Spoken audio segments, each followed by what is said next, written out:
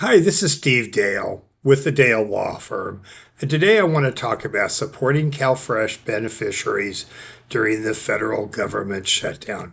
Now, I'm recording this on November 3rd, 2025, here, and we are anticipating that the government will be shutting down, and during that period of time, CalFresh will not have any funding.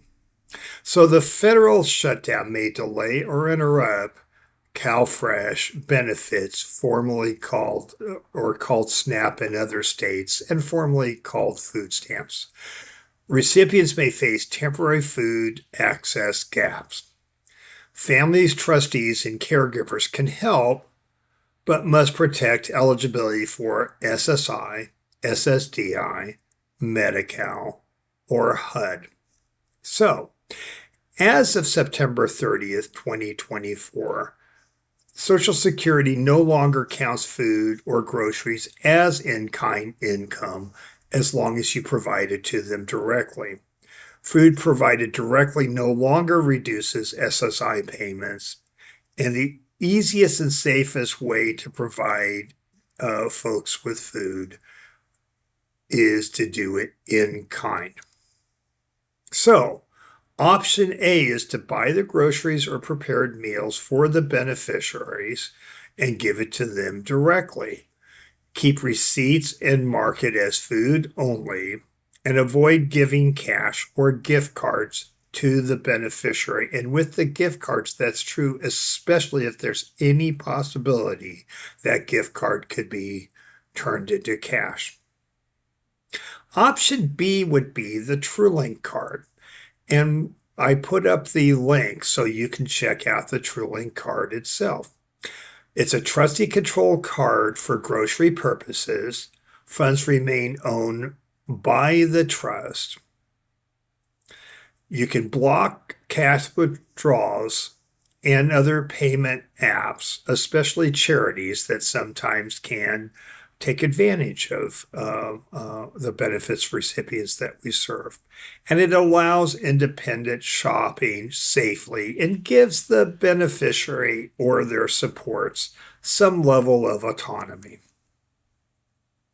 The second option is a CalAble account here. And once again, you can find out more by going to calable.ca.gov.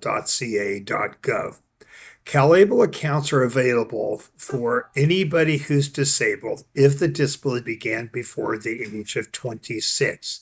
Now, the good news is in 2026, that age is going to go up to 46, but let's hope that this crisis will be over by then.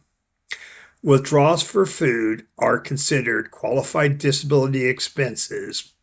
And by the way, if the beneficiary works, they can actually add more to their CalAble account through the Able to Work program. The next program is SSDI. SSDI is an insurance-based program, meaning that cash given to the beneficiary does not affect things. Now, there's two ways oftentimes that a person with a disability might get this program. They might be on this program because they put in enough quarters to qualify on their own work record. Or it could be because they were disabled before the age of 22 under the Childhood Disability Benefits Program, where they would become qualified upon a parent either receiving Social Security disability or Social Security themselves, or upon the parent's passing. Food or unearned income does not affect eligibility, but even so, if you are making purchases, make sure it's clearly documented. Now, beware, it may be possible here that the person is getting SSDI and Medicare, which are not affected by income. But if they're getting Medi-Cal, then you're going to need to pay attention to those rules. So our next program is the Medi-Cal program here. So giving cash can trigger what's called a share of cost for a Medi-Cal recipient here. So it's safer to provide food in kind or pay vendors directly. The reason you want to avoid cash is that if they receive a certain amount of countable cash, it'll kick them into what's called share of cost, which basically makes the Medi-Cal worthless. To learn more about share of cost, a really good place to go is disabilitybenefits101.org or db101.org. And they have lots of information and also have a calculator where you can calculate how close you are to triggering a share of cost if it makes a difference in your situation. Our last program to go over is HUD. The most common HUD program we're used to is Section 8. In-kind food support is excluded from income, but cash gifts may increase rent or reduce benefits.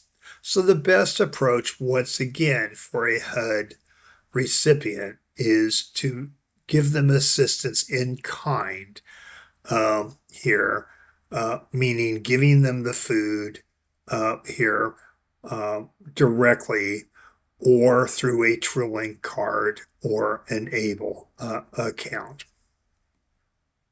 So when benefits resume and the CalFresh is once again reinstated, just keep in mind that even so, if that's not adequate for their food needs, in-kind food and support is not counted as income.